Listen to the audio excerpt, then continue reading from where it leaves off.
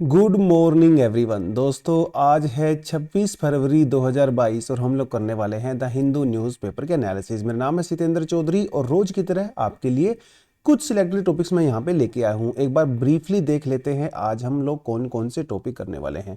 वैसे तो आपको पता है कि यूक्रेन और रशिया का जिस तरह से इशू चल रहा है तो मोस्टली न्यूज़ उसके आसपास ही घूमती हैं, लेकिन मैंने कोशिश की है कि कुछ न्यूज़ आपको जो है उससे हट के भी करवाई जाएं। तो आज तो सबसे पहली न्यूज़ हम लोग करने वाले हैं वो रहेगी इंडियन आर्म मैन्युफैक्चरिंग के बारे में। एक्चुअली अभी जो हमारा बजट पेश हुआ था उसमें डिफेंस सेक्टर को काफ़ी ज़्यादा फोकस किया गया था और उसके बाद अभी एक वेबिनार हुआ था जिसमें प्राइम मिनिस्टर मोदी जी ने इंडिया के एक्सपोर्ट सेक्टर के बारे में कुछ बोला है, स्पेशली डिफेंस सेक्टर के बारे में।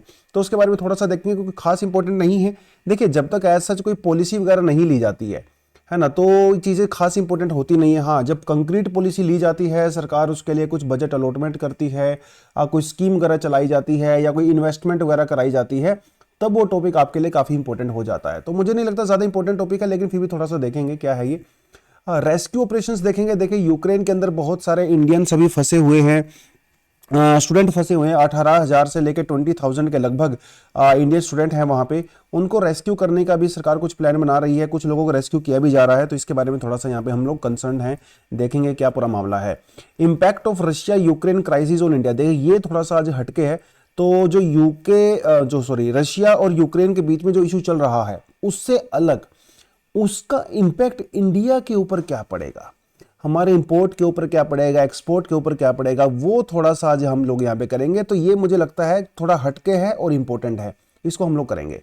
FATF मतलब financial action task force and the fine of Pakistani bank. देखिए, अमेरिका में एक पाकिस्तानी बैंक के ऊपर लगभग $55 मिलियन का फाइन लगाया गया। क्यों लगाया गया, उस फाइन का रेमिफिकेशन क्या होगा, फाइनेंशियल एक्शन टास्क फोर्स इसका क्या लेना देना है, इसके बारे में थोड़ा सा देखेंगे। तो ये रहेगी हमारी अगली न्यूज़।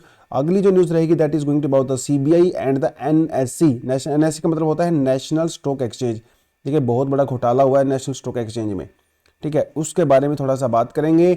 CBI उस मामले की जांच कर रही है, तो इसके बारे में थोड़ा देखेंगे। देखिए, CBI हमारी एक इंटेलिजेंस यूनिट है, राइट, और इसके बारे में हमें GS पेपर 3 में पता होना चाहिए। हमारी जो स्टॉक मार्केट है NSE है, बॉम्बे स्टॉक मार्केट है, कमोडिटी एक्सचेंज हैं, बहुत सारी एक्सचेंज हैं, उनके बारे में भी हमें अपने GS पेपर 3 में इकोनॉमी वाले सेक्शन से पढ़ना रहता है। तो उसको भी हम थोड़ा यहाँ पे देखेंगे। उसके अलावा West versus Russia versus China, ये रहेगा आज का GS पेपर 2 से हमारा एडिटोरियल सेक्शन। कोई खास डिटेल्ड तो नहीं है, लेकिन ठीक है, थोड़ा बहुत कवर कर लेंगे। और उसके अलावा कुछ MCQs मैंने यहाँ पे इंक्लूड किए हैं जो कि IR से रिलेटेड हैं। देखिए, वैसे तो IR हमारे प्रीलिम्स का पार्ट होता नहीं है, लेकिन जो इंटरनेशनल जो करंट इश्यूज होते हैं, करंट इश्यूज से वो क्वेश्चन पूछ सकता है, ठीक है। और मेंस में बेसिकली हमारा पार्ट होता है GS पेपर 2 में इंटरनेशनल रिलेशनशिप। प्रीलिम्स में सिर्फ और सिर्फ करंट अफेयर आपसे पूछा जाता है। तो यहाँ से 2019 में और 2020 में कुछ क्वेश्चन पूछे गए हैं IR वाले सेक्शन से हमारे प्रीलिम्स में, प्रीवियस ईयर के क्वेश्चन है, तो उसको थोड़ा देखेंगे। 3-4 क्वेश्चन मैंने यहाँ पे इंक्लूड किए हैं। चलिए दोस्तों, आगे बढ़ते हैं। अगला टॉपिक क्या रहेगा हमारा, सबसे पहला तो आज के दिन क्या खास हुआ था। कोई वैसे तो बहुत बड़ा न्यूज़ नहीं है, लेकिन फिर भी देख लेते हैं। 26 फरवरी 1966 जो है VD सावरकर, इन्हें जो है विनायक दामोदर सावरकर इनका पूरा नाम है, इनकी जो है इनका देहांत हुआ था 1966 में। काफ़ी कंट्रोवर्शियल फिगर माने जाते हैं। इनके अराउंड काफ़ी पॉलिटिक्स भी होती है।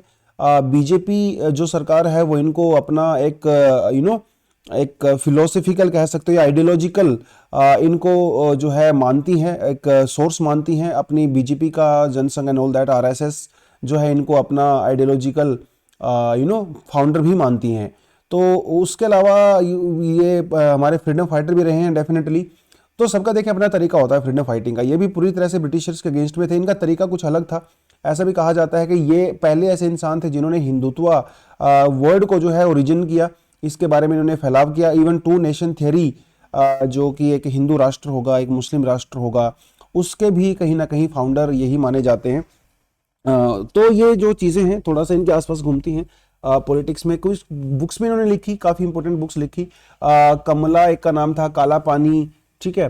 गांधी गंधल, क्विट इंडिया मूवमेंट में भी इन्होंने पार्टिसिपेट किया था, जो कि काफ़ी इंटरेस्टिंग चीज़ है, वो भी आप देख सकते हो। बाद में इनको जो है जेल की सज़ा हुई थी कई सालों की, 25-26 सालों की आई गेस हुई थी। तो 1911 से लेके 1924 तक ये जेल में भी रहे, अंडमान निकोबार में, काला पानी की सज़ा, काफ़ी कठोर सज़ा थी वो।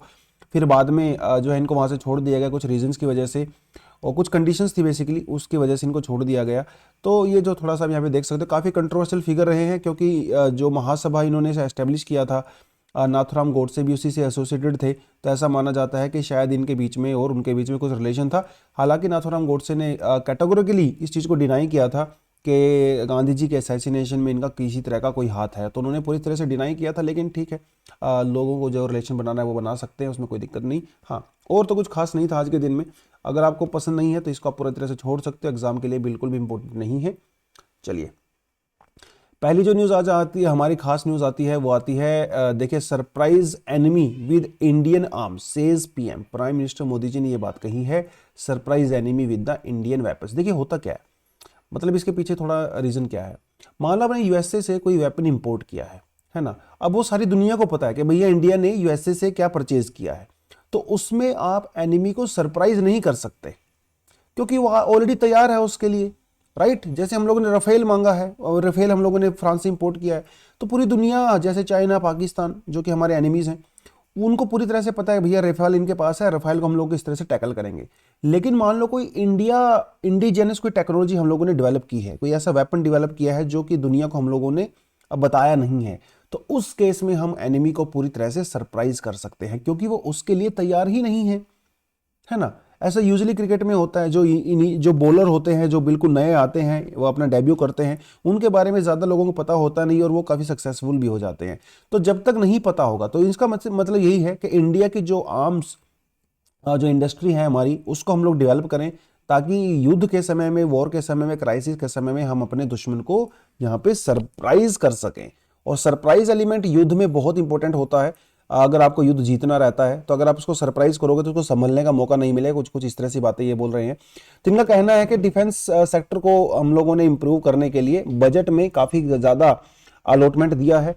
इवन सरकार का कहना है कि 25% जितना भी जो डिफेंस बजट रहेगा वो R&D में जाएगा। R&D मतलब research and development. Research and development का मतलब यही है कि नई टेक्नोलॉजी हम लोग डेवलप करेंगे, नए वेपन्स डेवलप करेंगे, तो 25% टोटल बजट जाएगा। बाकी 75% बजट जो है वो एडमिनिस्ट्रेटिव में जा सकता है, या किसी दूसरी कंट्री से हम लोग वेपन्स वगैरह परचेज करते हैं ना, उसमें भी जा सकता है। तो ऐसा कुछ उन्होंने बोला है। और ये भी कहा है कि भैया हम लोग प्राइवेट सेक्टर को डेफिनेटली चाहते हैं कि प्राइवेट सेक्टर ज़्यादा से ज़्यादा डिफेंस सेक्टर के अंदर आए, क्योंकि प्राइवेट सेक्टर आएगा तो इन्वेस्टमेंट आएगा, नई टेक्नोलॉजी आएगी, मैनेजमेंट आएगी, है ना, एफिशिएंसी बढ़ेगी। तो प्राइवेट सेक्टर को भी इन्वॉल्व करने का पूरी तरह से इन्होंने मन बनाया है। इवन टाटा, रिलायंस और कई ऐसी बड़ी कंपनी हैं ऑलरेडी जो डिफेंस सेक्टर में काम कर रही हैं, लेकिन फ्यूचर में आपको देखने को मिलेगा कि इंडिया के डिफेंस सेक्टर में और ज़्यादा प्राइवेट सेक्टर का इन्वॉल्वमेंट है। और अगली जो न्यूज़ है वो देखिए, कल वाला डायग्राम मैंने लिया हुआ है, लेकिन आप क्लियरली यहाँ पे देख सकते हो, ठीक है। कि यूक्रेन में जो ये जो कीव है, ये उसकी कैपिटल है, इसको चारों तरफ से रशियन फोर्सेज ने भी घेर लिया है। उसके अलावा इसके आसपास ही पड़ता है चेरनोबिल की जो कंट्रोवर्सी हुई थी। चेरनोबिल में जो है यहाँ का जो न्यूक्लियर पावर प्लांट था पूरी तरह से मेल्टडाउन हो गया था, उसको भी कैप्चर कर लिया गया है बाय रशियन फोर्सेज। और इवन तीनों साइड से रशियन फोर्सेज आ रहे हैं। ऊपर की तरफ आप देख सकते हो, यहाँ पे बेलारूस है। तो ये तो कल वाला डायग्राम ही मैंने लिया है, लेकिन एक बार आपको देखना चाहिए कि ज्योग्राफी के पर्सपेक्टिव से आपसे सवाल किस तरह से वो पूछ सकता है। तो ये रहा आपका यूक्रेन। और यूक्रेन के चारों तरफ कौन कौन सी कंट्री हैं, एक तरफ आती है बेलारूस, इधर आती है आपकी पोलैंड, इधर आती है आपकी स्लोवाकिया, इधर आती है आपकी हंगरी, यहाँ आती है रोमानिया, ठीक है, ये आती है मोल्डोवा, और इधर आपका आ जाता है ये ब्लैक सी, ठीक है, ये भी इससे टच करता है। क्रीमिया तो इसी का पार्ट था जो को 2014 में रशिया ने इसको अनेक्स कर लिया था। और यहाँ पे आता है आपका सी ऑफ अजो। तो ये कुछ कंट्रीज और वाटर बॉडीज के नाम आपको पता होने चाहिए जो कि इसको चारों तरफ से घेरता है। अब यहाँ पे ये मैंने डायग्राम ऐड क्यों किया है, इसके पीछे थोड़ा रीज़न है। देखिए रीज़न ये है कि यूक्रेन से जो है हमारी जो भी फ्लाइट वगैरह है वो यूक्रेन के ऊपर नहीं जा सकती, क्योंकि यूक्रेन ने कमर्शियल फ्लाइट्स के लिए अपना एयर स्पेस को बंद कर दिया है। ये तो समझ गए होगे आप। तो सीधी सी बात यह है कि भैया हमारे दिल्ली से फ्लाइट उड़ के वो कीव में नहीं जा सकती, क्योंकि एयर स्पेस बंद कर दिया है। इवन 2 दिन पहले एक फ्लाइट हमारी वो दिल्ली से उड़ के जो है कीव जा रही थी, रास्ते में ही उसको वापस इंडिया में लौटना पड़ा। क्यों लौटना पड़ा? क्योंकि उन्होंने रास्ते में ही वो बंद कर दिया। अब समस्या ये है कि 18,000 से 20,000 के लगभग हमारे जो स्टूडेंट हैं वो हैं फंसे हुए यूक्रेन के अंदर, और वो इंडियन गवर्नमेंट से लगातार अपील कर रहे हैं कि भैया आप हमें यहाँ से कुछ रेस्क्यू कीजिए, छुड़वाइए यहाँ से। तो समस्या यह है कि कीव में इंडिया जा नहीं सकता, है ना, सीधी सी बात है। तो क्या करेंगे?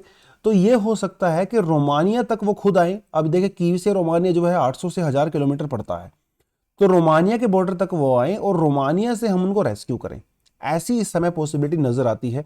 लेकिन ये 800 से 1000 किलोमीटर का जो सफर है वो कैसे होगा, इसके बारे में भी किसी तरह की कोई भी यहाँ पे क्लैरिफिकेशन है नहीं, क्योंकि इंडियन ऑपरेशन हम लोग वहाँ पे कर नहीं सकते और यूक्रेन की गवर्नमेंट उनको इस तरह का कुछ पैकेज दे नहीं सकती है। हालांकि रशिया के प्रेसिडेंट के साथ पीएम मोदी जी ने बातचीत किया था फोन पे, उनको कहा था कि भैया देखो थोड़ा सा पहली बात तो झगड़ा मत ही करो, तो सबसे बढ़िया तो वही है। अगर आपको झगड़ा करना ही है, मन बना ही लिया है, तो कम से कम हमें थोड़ा समय दीजिए, क्योंकि बहुत सारे स्टूडेंट हमारे वहाँ पे फंसे हुए हैं, तो उनको शायद हम लोग निकाल लें। तो ऐसे ही कुछ है जिसके बारे में आर्टिकल है। एयर इंडिया जो है वो फ्लाई करेगी यूक्रेन के अंदर, ठीक है, यूक्रेन के अंदर तो नहीं, मतलब उसके जो आस पड़ोस के देश हैं, तो जैसे बुडापेस्ट में जा सकते हैं, रोमानिया जा सकते हैं, हंगरी जा सकते हैं, तो यहाँ हम चलेंगे। लेकिन एयर इंडिया जो है अभी वो प्राइवेट कंपनी है, अभी वो पहले की तरह गवर्नमेंट कंपनी नहीं रही, ऑफ कोर्स, क्योंकि उन्होंने टाटा सन्स को उसको बेच दिया है। तो हम लोग टाटा सन्स को क्योंकि बेच दिया है, तो इंडियन गवर्नमेंट उनको फोर्स नहीं कर सकती, उनको सिर्फ रिक्वेस्ट कर सकती है। और इंडियन गवर्नमेंट ने जो एयरक्राफ्ट्स हैं, जो कंपनीज हैं इंडिया में, उनको रिक्वेस्ट किया है कि भैया अगर हो सके तो आप प्लीज वहां से हमारे स्टूडेंट को रेस्क्यू करें। तो यहाँ पे एक तो एयर इंडिया और दूसरा स्पाइस जेट, इन दो कंपनी ने कहा है कि वो अपने जहाजों को उड़ाएंगे, लेकिन ये जितने भी जहाज हम लोग उड़ाएंगे वहां पे रेस्क्यू करने के लिए कमर्शियल होगा, फ्री में नहीं उड़ाएंगे। सबसे बड़ी बात ये है, देखो उनको चाहिए पैसा। अब वो पैसा उनको चाहे सरकार दे चाहे वो स्टूडेंट दें, वो उनको नहीं पता, उनको तो पैसा चाहिए, क्योंकि ये कोई भैया डोनेशन नहीं है कोई इसी तरह का। तो कहने का मतलब बस यही है। और यहाँ से फ्लाइट काफ़ी महंगी होती हैं, 80,000 रुपये से लेके 1.5 लाख रुपए तक की टिकट होती है। तो स्टूडेंट वो कैसे पे करेंगे, ये अपने आप में बड़ा सवाल है। क्या उसको सरकार पे करेगी स्टूडेंट के बिहाफ पे, ये भी अभी तक एक क्वेश्चन मार्क है, कुछ नहीं कह सकते इसके बारे में भी। तो ऐसा तो नहीं है कि पहली बार इंडिया यहाँ पे ऑपरेशन कर रहा है, उससे पहले भी 2014 में हम लोगों ने ऑपरेशन किया, जब लीबिया में जब गद्दाफी को पकड़ा गया था तो वहाँ पे क्राइसिस चल रहा था। इजिप्ट में 2011 में जब मुस्लिम ब्रदरहुड वाला रेवोल्यूशन हुआ था। उसके अलावा 1990 में कुवैत से भी बहुत सारे इंडियंस को हम लोगों ने वहाँ से रेस्क्यू किया था। इवन कुवैत से जो ऑपरेशन हम लोगों ने किया था 1990 में, अब तक दुनिया का सबसे बड़ा एयर रेस्क्यू ऑपरेशन वो माना जाता है, जिसके ऊपर अक्षय कुमार की मूवी भी बनी है। मूवी का नाम मुझे याद नहीं, काफ़ी अच्छी मूवी है वो, मैंने देखी भी नहीं वैसे तो, लेकिन अच्छे रिव्यू हैं, तो वो भी इसी के ऊपर बनी हुई है। लेकिन इंडिया का जो एयरक्राफ्ट एक्ट है 1935 ये कहता है कि अगर इमरजेंसी सिचुएशन हुई तो इंडियन गवर्नमेंट जो है वो एयरलाइंस को ऑर्डर दे सकती है, ठीक है, इमरजेंसी सिचुएशन में, कि भैया आप जाइए रेस्क्यू कीजिए। लेकिन यहाँ पे समस्या ये है कि ये जो कानून है वो सिर्फ डोमेस्टिक फ्रेमवर्क के लिए, मतलब विद इन इंडिया, तो इंटरनेशनल रेस्क्यू के लिए नहीं है। लेकिन आज तक इसको भी जो है इंप्लीमेंट नहीं किया गया। कभी ऐसी सिचुएशन, भगवान की दया से ऐसी खराब सिचुएशन आई ही नहीं कि ऐसा करना पड़े, लेकिन ऐसा कानून तो है, लेकिन वो सिर्फ डोमेस्टिक पर्पस के लिए है। तो इस तरह का कुछ ऑपरेशंस हैं। लेकिन देखिए मैंने आपके लिए अलग से स्लाइड बनाई है, प्रीलिम्स के पर्सपेक्टिव से डेफिनेटली यहाँ से क्वेश्चन पूछा जा सकता है कि कौन कौन से ऑपरेशन अब तक हम लोगों ने किए हैं, ठीक है। देखिए डिटेलिंग मैंने यहाँ पे डाली नहीं है ऑपरेशंस की, वो आप खुद देख सकते हो नेट वगैरह पे अगर आपको देखना है, ठीक है। तो इंडियन आर्मी के कौन कौन से ऑपरेशन रहे हैं, ऑपरेशन पोलो रहा, जिसमें हम लोगों ने हैदराबाद को 1948 में इंडियन यूनियन टेरिटरी के अंदर, इंडियन टेरिटरी के अंदर उसको ऐड किया था, ठीक है, हैदराबाद के लिए हुआ था। ऑपरेशन विजय किया था हम लोगों ने 1961 में, ठीक है। ऑपरेशन मेघदूत किया था 1984 में जब सियाचिन ग्लेशियर को लेके हुआ था। ऑपरेशन पवन किया था 1987 में। ऑपरेशन विजय किया था 1999 में, ये कारगिल वाला ऑपरेशन था ऑपरेशन विजय। ऑपरेशन सहयोग भी किया था हम लोगों ने 2018 के अंदर, जब कुछ क्राइसिस हुए थे उस समय भी। तो आप थोड़ा सा इनका ऑपरेशन के बारे में पढ़ना है तो डेफिनेटली आप सेपरेटली पढ़ सकते हो। इंडियन नेवी के कुछ ऑपरेशंस रहे हैं, देखिए ये थोड़ा आपने ध्यान देना है, जब एग्जाम में क्वेश्चन आते हैं ना, तो आर्मी के लिए पूछ रहा है, नेवी के लिए पूछ रहा है, एयरफोर्स के लिए पूछ रहा है, तो ये सारे ऑपरेशन आपने अलग अलग से करने हैं। नेवी के लिए जो है ऑपरेशन सर्चलाइट हम लोगों ने किया, ऑपरेशन राहत किया, ऑपरेशन निस्तार किया और ऑपरेशन मदद किया, तो इनको भी थोड़ा सा पढ़ना है तो पढ़ सकते हो। इंडियन एयरफोर्स ने भी कई सारे ऑपरेशन किए हैं, जैसे एयर राहत, जो ऑपरेशन राहत हम लोगों ने किया, तो इंडियन नेवी और इंडियन एयरफोर्स ये दोनों ने मिलकर किया था। 2013 में जब उत्तराखंड में फ्लड आया था उसको लेके हुआ था। ऑपरेशन मैत्री किया था 2015 में, ठीक है, जब हम लोगों ने नेपाल के अंदर बहुत बड़ा अर्थक्वेक आया था, वहाँ से रिलीफ ऑपरेशन वगैरह चलाए थे, तो दैट वाज योर ऑपरेशन मैत्री, है ना। ऑपरेशन संकट मोचन भी किया था हम लोगों ने 2016 के अंदर। उस समय साउथ सूडान में जो इंडियन सिटीजन्स थे उनको हम लोगों ने रेस्क्यू किया था।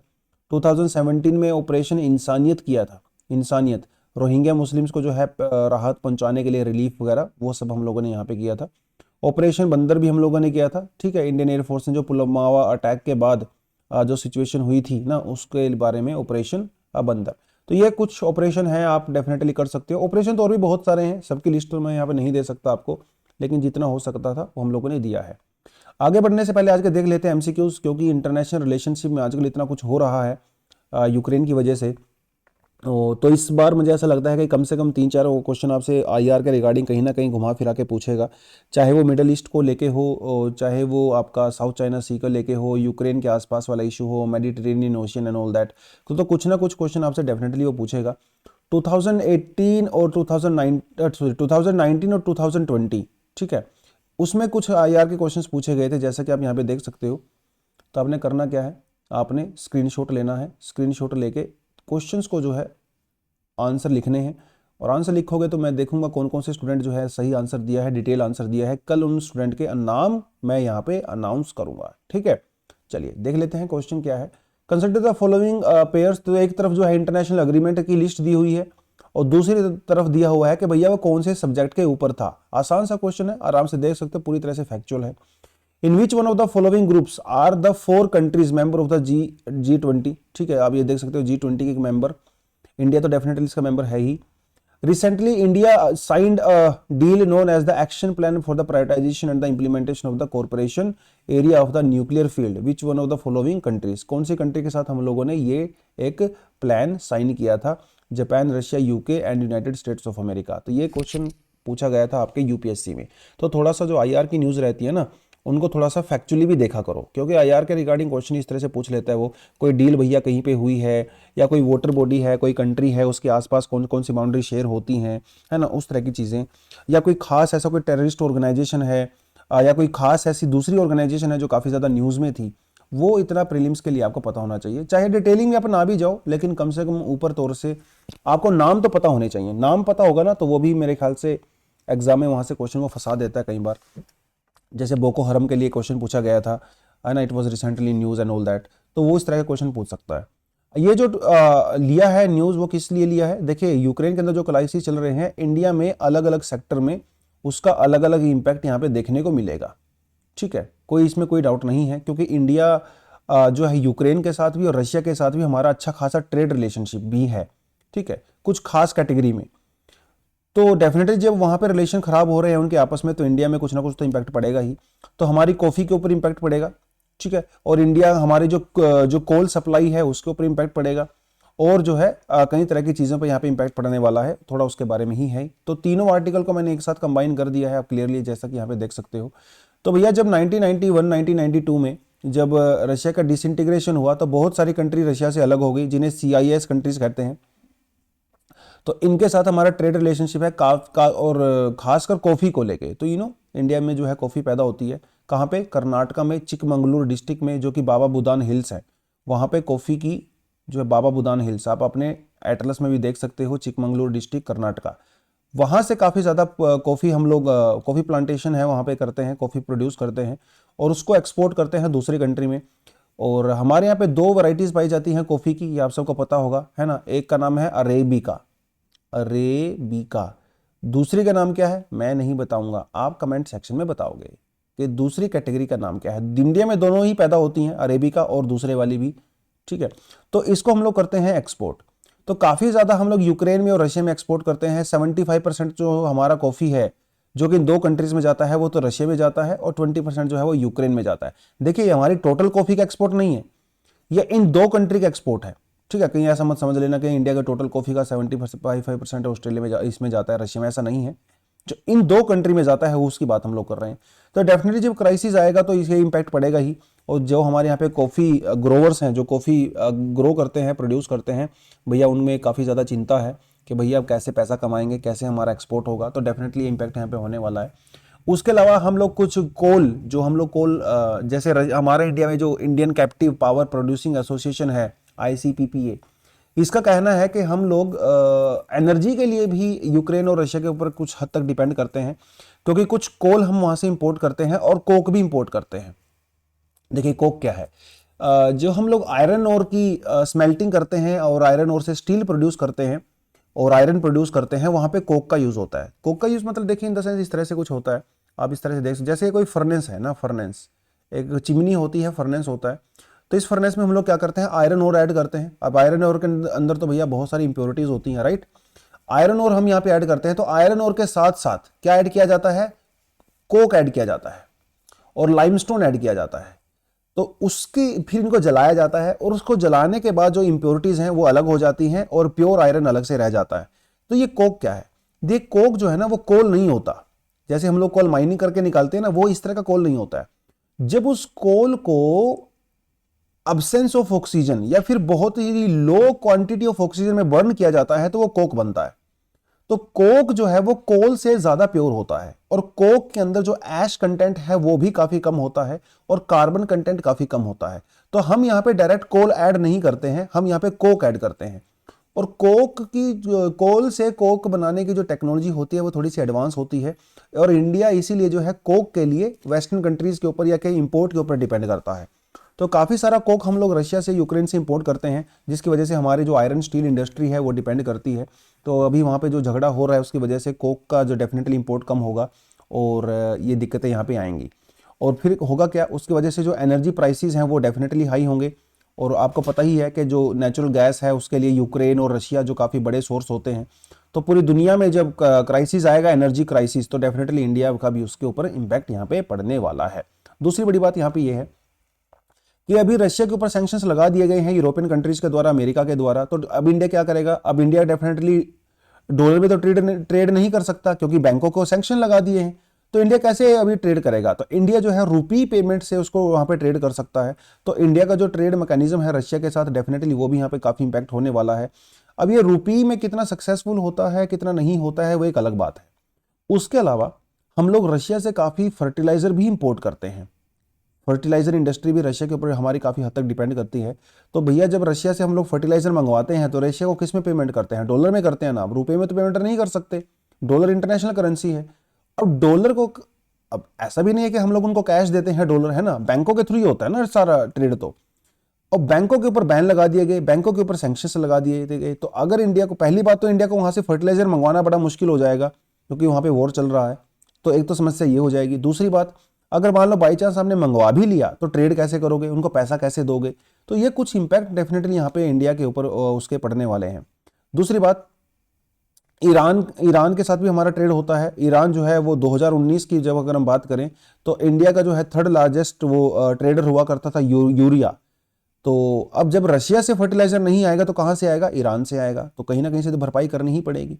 और आपको पता ही है कि पिछले दिनों इंडिया में यूरिया के दाम कितने ज़्यादा बढ़ गए थे। क्यों बढ़ गए थे, क्योंकि ईरान के ऊपर जो है वो यूएसए ने सैंक्शंस लगा दिए थे, जिसकी वजह से हम लोग ईरान से यूरिया को इंपोर्ट नहीं कर पा रहे थे। तो रशिया के साथ भी फर्टिलाइजर वाली समस्या है, ईरान के साथ भी फर्टिलाइजर वाली समस्या है।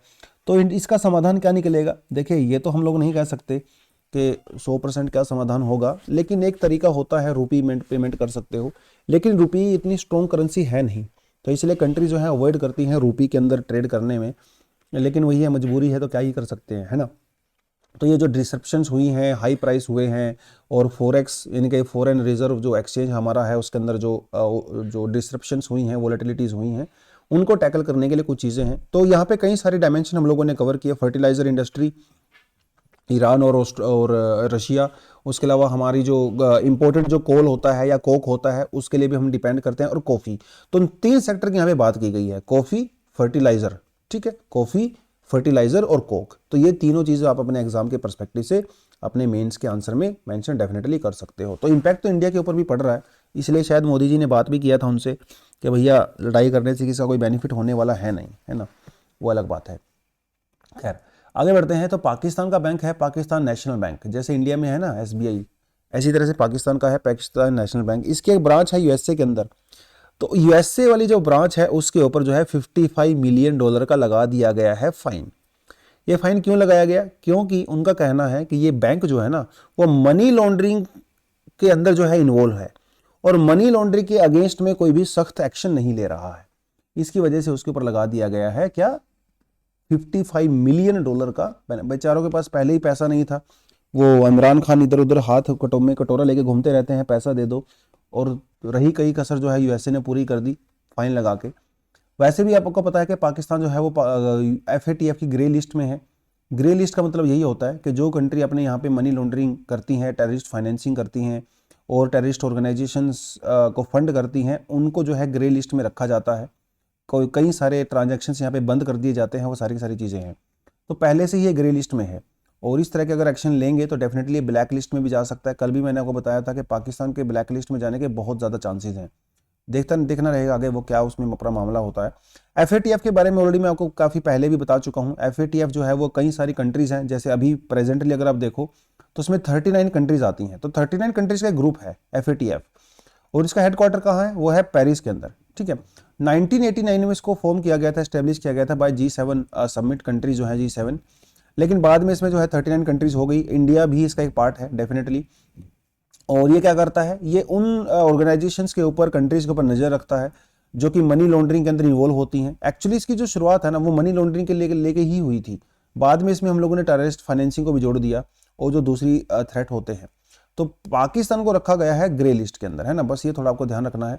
ग्रे लिस्ट के अंदर तो इसकी एक ब्लैक लिस्ट भी होती है और एक ग्रे लिस्ट है। पाकिस्तान इस समय ग्रे लिस्ट का पार्ट है। तो ये कुछ चीज़ें आपको डेफिनेटली यहाँ पे पता होनी चाहिए। आगे बढ़ते हैं। CBI arrest farmer official of NSE इन चेन्नई। देखिए, नेशनल स्टॉक एक्सचेंज के ऑफिसर्स थी एक बहुत बड़ी, उनको कर लिया गया है अरेस्ट बाय CBI। क्यों कर लिया गया? क्योंकि इन्होंने किया वहां पे घोटाला मतलब ऐसा कैसे, पैसे का डायरेक्ट लेन देन नहीं किया, लेकिन इंफॉर्मेशन का घोटाला किया है। तो ये कुछ सेंसिटिव इंफॉर्मेशन जो है वो किसी और को देती थी, और अभी कर लिया, इनको पकड़ लिया गया। काफ़ी इंटरेस्टिंग केस है ये, क्योंकि आपको पता है कि वो एक हिमालयन एक योगी थे, हिमालयन बाबा थे, तो जिनके साथ इंफॉर्मेशन शेयर करती थी। ये एक्चुअली में कौन है किसी को नहीं पता फिलहाल। कुछ लोग अंदाज़ा लगा रहे हैं कि कौन है कौन नहीं है, फिलहाल नहीं पता है।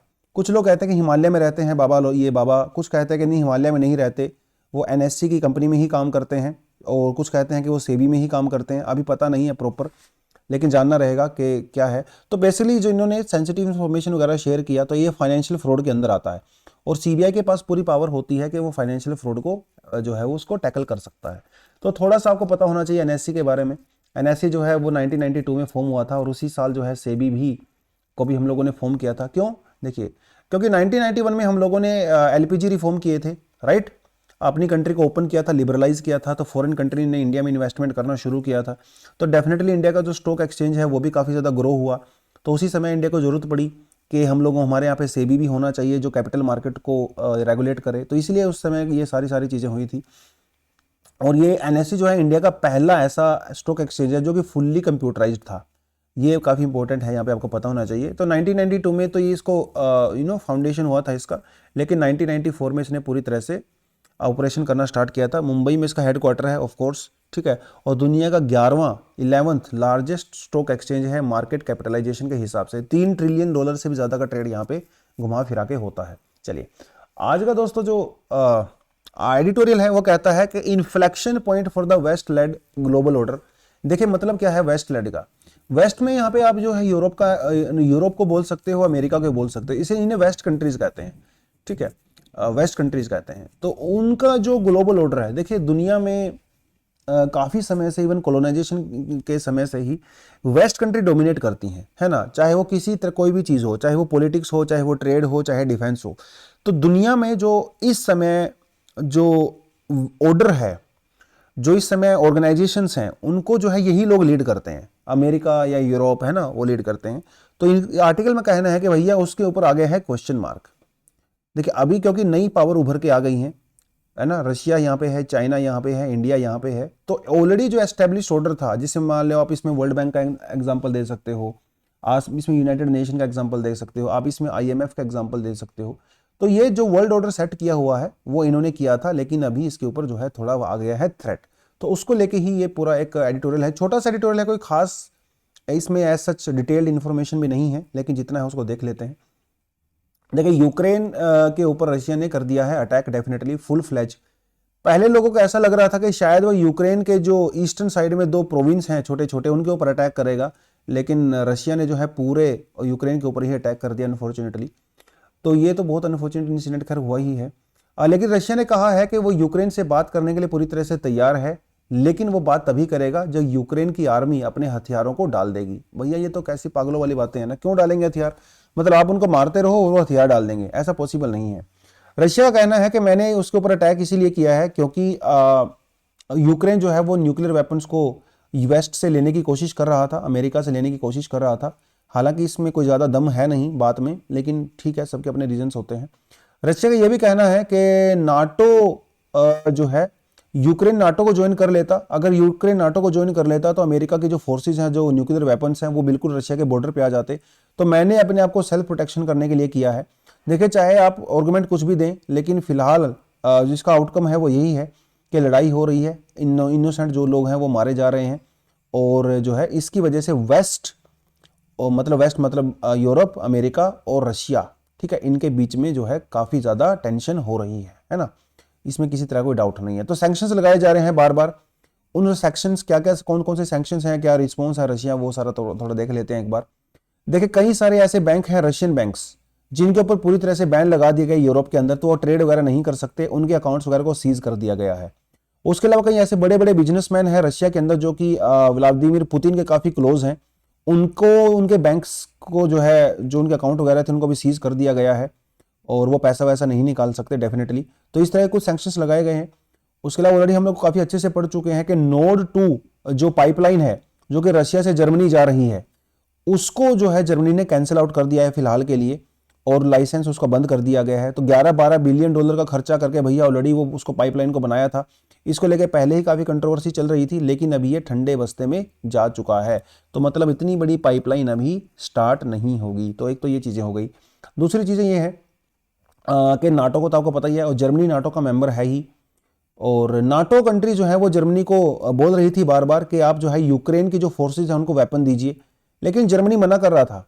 देखिए, जर्मनी अगर यूक्रेन को वेपन देता है, जर्मनी मेड वेपन जो कि काफ़ी एडवांस होते हैं, तो इससे रशिया के जर्मनी के रिलेशन खराब होंगे, इसमें कोई डाउट नहीं है, क्योंकि नोड 2 पाइपलाइन है, वो सारी की सारी चीज़ें यहाँ पे हैं, है ना, तो वो डेफिनेटली इंपैक्ट होंगे। और रशिया की यूरोप को बहुत ज़रूरत है। मतलब आप ये मत समझो कि रशिया के ऊपर यूरोप डिपेंड नहीं करता है, भैया काफ़ी हद तक रशिया के ऊपर यूरोप डिपेंड करता है। क्यों डिपेंड करता है? 2 मिनट का वेट कर लीजिए, अभी आपको बताऊंगा। तो ये कुछ चीज़ें हैं यहाँ पे, देखिए। तो पुतिन ने तो रिस्क लिया है ना, पुतिन ने भी तो रिस्क लिया है, काफ़ी बड़ा रिस्क लिया है उन्होंने यूक्रेन के ऊपर अटैक करने के लिए। और ये जो सैंक्शंस लगाए जाएंगे यूरोप के, आने वाले कुछ सालों में इसका इंपैक्ट नजर आएगा रशिया के ऊपर। वैसे भी रशिया की इकोनॉमी काफ़ी ज़्यादा डाउन जा रही है पिछले बहुत सालों से, और इस तरह के अगर वो एक्शन लेगा तो डेफिनेटली इसका इंपैक्ट तो होगा ही। अब आपको बता देता हूं कि रशिया जो है यूरोप के ऊपर कैसे, यूरोप जो है रशिया के ऊपर कैसे डिपेंड करता है। सबसे बड़ी बात है यहाँ पे एनर्जी, है ना। एनर्जी मतलब आप समझ लीजिए नेचुरल गैस की मैं यहाँ पे बात कर रहा हूँ, ठीक है, नेचुरल गैस। तो आपको एक चीज़ बताता चलूँ कि यूरोपियन यूनियन जो है ना भैया, उसका 39 जो गैस इंपोर्ट है, 39, European union import 39% of total gas import and 30% of oil from the Russia. तो भैया वहां से जो 30% जो ऑयल है वो रशिया से आता है, और 39% जो गैस है वो भी रशिया से आती है। तो आप देख सकते हो कि यूरोप पूरी तरह से डिपेंड करता है। इवन जो सेंट्रल और जो ईस्टर्न यूरोपियन कंट्री हैं भैया, वो तो 100% रशिया के ऊपर डिपेंड करती हैं। तो रशिया ने, आप ये समझ लीजिए, अगर इस सप्लाई को बाई चांस रोक दिया, वैसे रशिया रोकेगा नहीं क्योंकि रशिया की इनकम नहीं हो पाएगी, क्योंकि ये जो ऑयल और गैस आपको नजर आ रही है ना, यही एक्चुअली रशिया का सबसे बड़ा ट्रेड यही है। तो रशिया रोक नहीं सकता, लेकिन मान के चलो अगर उसने 15 दिन के लिए रोक दिया तो 15 दिन में ही यूरोप की हालत खराब हो जाएगी। तो इस समय यूरोप की दुखती रग जो है वो रशिया के हाथ में है, इसमें कोई डाउट नहीं। और इसीलिए नोड 2 स्ट्रीम को लेके भी इशू क्रिएट हुआ था। अमेरिका बार बार जर्मनी को कह रहा था कि आप इसको मत करिए, क्योंकि अगर आप नोड 2 को चलाते हो तो जर्मनी पूरी तरह से रशिया के ऊपर डिपेंड हो जाएगा। तो रशिया यहाँ पे नेगोशिएशन वाली पोजीशन में आ जाता है। तो जो रशिया जो है वो यूरोप की बेसिकली एनर्जी नीड्स को पूरी तरह से कंट्रोल करता है। तो इसीलिए थोड़ा सा यहाँ पे क्लियरली देख सकते हो। लेकिन यहाँ पे चाइना का क्या रोल है? चाइना का रोल यही है, रशिया को भी पता है, रशिया को भी पता है कि वो जो है अपनी ट्रेड के लिए, क्योंकि उसकी इकोनॉमी काफी डाउन जा रही है, तो अगर यूरोप ने रशिया से ट्रेड बंद कर दिया या उसको कम कर दिया तो काफी ज्यादा नेगेटिव इंपैक्ट होगा। लेकिन यहां पे चाइना उसका साथ दे रहा है। चाइना, और क्योंकि जब से अमेरिका और यूरोप और चाइना के बीच में टेंशन बढ़ी है, तब से चाइना और रशिया काफी क्लोज आ गए हैं। चाहे वो ट्रेड को लेके हो, चाहे वो डिफेंस को लेके हो। यहाँ पे इंडिया ना थोड़ा सा एक अनईजी सिचुएशन में है, क्योंकि देखिए इंडिया रशिया काफ़ी क्लोज हैं और रशिया और चाइना क्लोज हो रहे हैं, और इंडिया और चाइना के बीच में जो टेंशन है वो किसी से छिपी नहीं। तो इस समय इंडिया ना बड़ा एक कंफ्यूजिंग स्टेट में है। देखिए रशिया जो है वो चाइना के साथ क्लोज में है, इसमें कोई डाउट नहीं, लेकिन रशिया जो है इंडिया के साथ क्लोज है, ये रशिया की मजबूरी भी है, क्योंकि इंडिया बहुत बिलियंस ऑफ डॉलर्स के हथियार वो रशिया से खरीदता है। तो इस समय हम लोग ये नहीं कह सकते पूरी तरह से कि रशिया चाइना जो है वो, रशिया और इंडिया जो है वो अच्छे दोस्त हैं, नहीं कह सकते, क्योंकि रशिया को आप प्रिडिक्ट नहीं कर सकते, है ना। वो बोलेगा कुछ, कहेगा कुछ और, करेगा कुछ और। तो इस समय हम लोग रशिया के ऊपर पूरी तरह से डिपेंड नहीं कर सकते जिस तरह के वो एक्शन ले रहा है आजकल, क्योंकि देखिए S-400 की जो मिसाइल डिफेंस है, वो एंटी क्रूज मिसाइल वगैरह है, वो उन्होंने चाइना को भी बेची है, वो इंडिया को भी बेची है, और शायद वो पाकिस्तान को भी बेचेगा। तो रशिया जो है वो किसी का नहीं रहा आजकल, और थोड़ा उसका प्रिडिक्ट नहीं कर सकते हम लोग। दूसरी बात जो है, अगर हम लोग थोड़ा हिस्ट्री में जाएं, तो यूएसए ने जो है चाइना को हेल्प किया डेफिनेटली, क्योंकि उस समय चाइना और रशिया के रिलेशन अच्छे नहीं थे कोल्ड वॉर के दौरान। तो चाइना ने डेवलप किया रशिया की यूएसए की हेल्प से, लेकिन जब चाइना में अच्छा खासा डेवलपमेंट हो गया तो इसने यूएसए को लात मार दिया, और ये भी यूएसए के रशिया के क्लोज चला गया। तो ये थोड़ा जो मूव था ये काफी ज्यादा रहा। तो कोल्ड वॉर के दौरान जो है चाइना एक ऐसा फैक्टर था जिसकी वजह से बैलेंस ऑफ पावर बना रहा, लेकिन आज के समय में वो बैलेंस ऑफ पावर जो है थोड़ा सा बिगड़ गया है, क्योंकि इस समय चाइना और रशिया जो है एक साथ खड़े हैं, यूरोप और अमेरिका जो है वो दूसरी तरफ खड़े हैं। तो ये जो बैलेंस ऑफ पावर है ना, जो बिगड़ गया है, ये शिफ्ट हो रहा है। तो जो वर्ल्ड ऑर्डर सेट किया हुआ था, जिसमें IMF, world bank, UNSC and all that, अभी वो थोड़ा सा हो गया है चेंज, क्योंकि वेस्टर्न कंट्री जो है वो डिक्लाइन की तरफ जा रही हैं, एशियन कंट्री जो है वो ग्रो कर रही हैं। एशियन कंट्री में आप चाइना भी बोल सकते हो, ठीक है, इंडिया बोल सकते हो, वियतनाम, फिलीपींस, ठीक है, कोरिया, सिंगापुर, जापान, ये कंट्री लगातार ऊपर की तरफ जा रही हैं। बाकी वेस्टर्न कंट्री का जो है थोड़ा सा डोमिनेंस यहाँ पे कम हो गया है। तो जिसकी वजह से इस समय एक्चुअली वेस्ट जो है बहुत ज़्यादा दबाव बना नहीं पा रहा है। देखिए इतना ही अगर दबाव होता ना तो यार वो कभी अटैक करता ही नहीं। उसको भी पता है कि वेस्टर्न कंट्री इस समय काफ़ी ज़्यादा वीक पोजीशन में है, तो इसलिए तो उसने अटैक किया है। तो बाकी यही था आज के आर्टिकल दोस्तों। MCQs अगर आप करोगे डेफिनेटली कल हम लोग बात करेंगे इसके बारे में, सॉल्यूशन वगैरह देखेंगे। उसके अलावा बहुत सारे स्टूडेंट की रिक्वेस्ट के बाद हम लोग फाउंडेशन कोर्स लेके आए हैं। तो किसी स्टूडेंट को अगर नहीं पता है तो बता देता हूं कि 30 अप्रैल से हम लोग अपना फाउंडेशन कोर्स लॉन्च कर रहे हैं। बहुत शानदार होगा। इसमें आपकी प्रीलिम्स की टेस्ट सीरीज और मेंस की टेस्ट सीरीज भी इन्वॉल्व है, एसए की टेस्ट सीरीज भी इन्वॉल्व है। तो एकदम कंप्लीट पैकेज है बेसिकली आपका, और बहुत सारी क्लासेज होंगी, 1000 से प्लस जो है हम लोग आवर्स यहाँ पे करने वाले हैं। लाइव क्लासेस होंगी। लाइव क्लासेस का मतलब ये होता है कि आपके जो भी डाउट्स वगैरह होते हैं आप क्लास में ही पूछ सकते हो। बिल्कुल लाइव सेशन का मतलब जैसे आप क्लासरूम में बैठते हो ना, उसी तरह से होगा। एक बढ़िया सा प्लेटफॉर्म होगा, एकदम जबरदस्त। आपको डेली आपको जो है रिवाइज करवाया जाएगा, डेली नोट्स आपको मिलेंगे डेफिनेटली यहाँ पे, और हर वीकली, हर 15 दिन के बाद भी आपकी जो है प्रोग्रेस यहाँ पे चेक होगी, और मंथली जो है उसमें भी आपकी परफॉर्मेंस को चेक किया जाएगा। मॉक टेस्ट होंगे, रिटन टेस्ट वगैरह होंगे, तो सारी चीज़ों का ध्यान रखा जाएगा। बेसिकली बात यह है कि हम लोग इतने समय से आपके साथ जुड़े हुए हैं, आप हमारे साथ जुड़े हुए हो, आपको भी पता है हमारा काम करने का स्टाइल क्या है और किस तरह से हम लोग पूरी तरह से डेडिकेशन के साथ आपके लिए काम करते हैं। तो कोशिश यही है कि आप बस जाए डिस्क्रिप्शन बॉक्स में लिंक पे क्लिक करें और हमारे कोर्स को ज्वाइन करें। मिलते हैं क्लासरूम में। That's all for the day दोस्तों। Thank you very much, all the best and जय हिंद।